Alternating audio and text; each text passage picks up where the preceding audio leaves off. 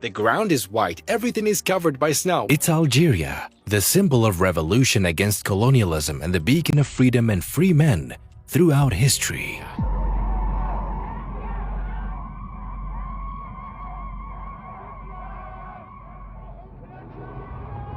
France must leave this country.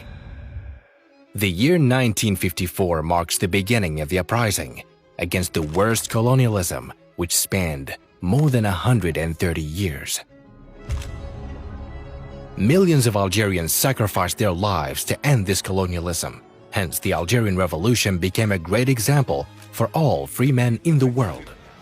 The 1954 Algerian Revolution against the French colonialism was led by the National Liberation Front and lasted for 7.5 years.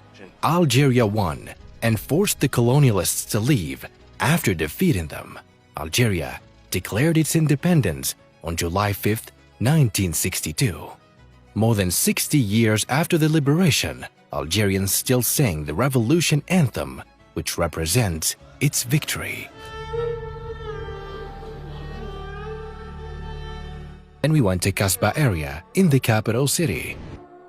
UNESCO proclaimed this place a World Cultural Heritage Site in 1992. This place had a major role during the Algerian Liberation Revolution. It was a stronghold of the independence of the National Liberation Front. Even movies were filmed here. Colonial French authorities destroyed and demolished many parts of it as they tried to erase the Algerian identity. We are at the top of a hill in Kasbah. We are here at one of the old houses proclaimed by UNESCO. Look, This is Kasbah. the revolution and liberty were from here. Each wall, street and alley has a story. Kasbah means the fortified city. It's a very old city. This is one of the houses in a neighborhood in Kasbah. We are in Uncle Khalid's house in Kasbah. Here's the furniture which was used in the past. And the radio. Here are the pictures of famous people who visited this place. Kasbah women in the past. Photos from the Battle of Algiers movie. In the past they used to... Come closer. What's this? This is the place where they used to make craft bombs.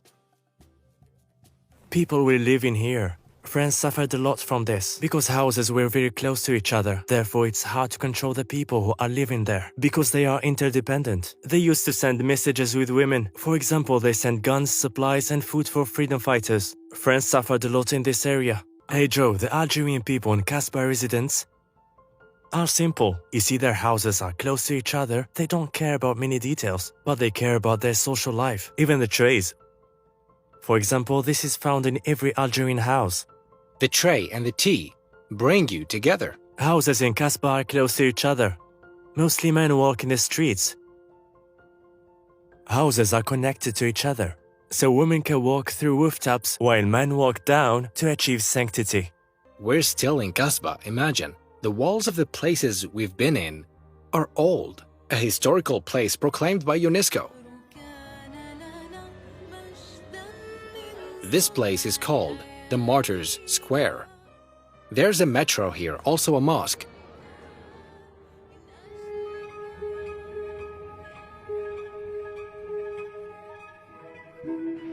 What was your feeling when Algeria got independent? Very happy. All people felt happy. France occupied Algeria in 1930 and considered it a part of France. After the Ottoman Empire relinquished it due to its weakness and internal problems. Algeria stood against the French occupation for a long time. It was named French Algeria. For over 3 centuries, and prior to France's occupancy in 1830, Algiers was the stronghold of those dreaded terrors of the sea, the Barbary pirates, and now is known as the Paris of North Africa. French colonialism lasted for 132 years. Several revolutions against France erupted during that period, most commonly Amir Abd al-Qadir revolution. He will organize the army and back the authority till the enemy recognize it and sign the Treaty of Tafna. France committed many massacres against the Algerian people, such as Seine River Massacre in Paris. On October 17, 1961, officers carried out a deadly crackdown on a demonstration by tens of thousands of Algerians. That killed possibly hundreds of French Algerian. In addition to one of the largest massacres in Algerian history, May 8th massacre in 1945, when about 45,000 Algerians were killed. This was after World War II, when people went out to celebrate the end of this war and demanded France to leave Algeria, as France pledged to leave Algeria when they win World War II. But their response was deadly, as France committed many massacres during the occupation period. Millions of Algerian martyrs sacrificed their lives. Today, Algeria is demanding France to apologize for its crimes, but France is still refusing this demand, causing diplomatic tension between the two countries.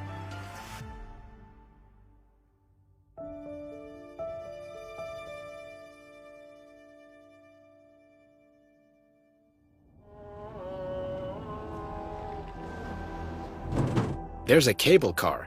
They use it as a transportation mean. It goes up and then down to the Martyrs Memorial. There are several places here like this, similar to Bolivia. They use it for transportation.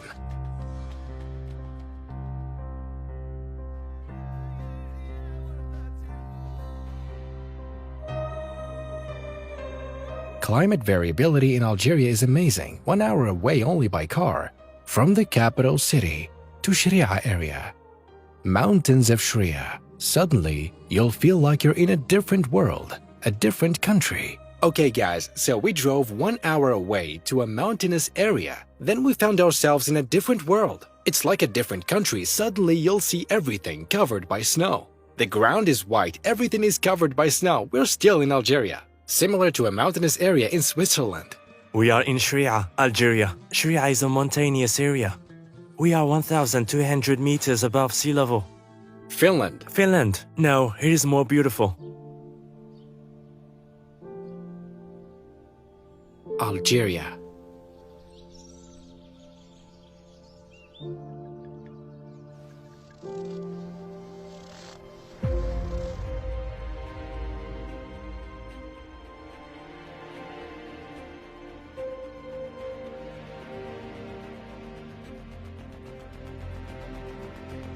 I just noticed that we're on Atlas Mountains, which extend through Algeria and Morocco. That's why it looks very high, though we are 1 hour away from the capital city.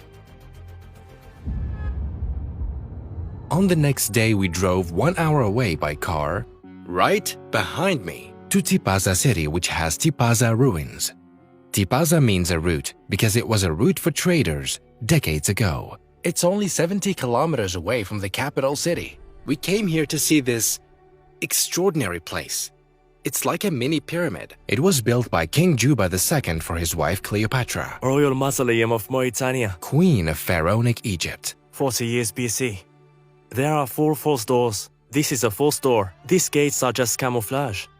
The real door is on the eastern side. If people want to go inside it, this is not the main entrance. One person should enter in the pharaonic way, by bending like this.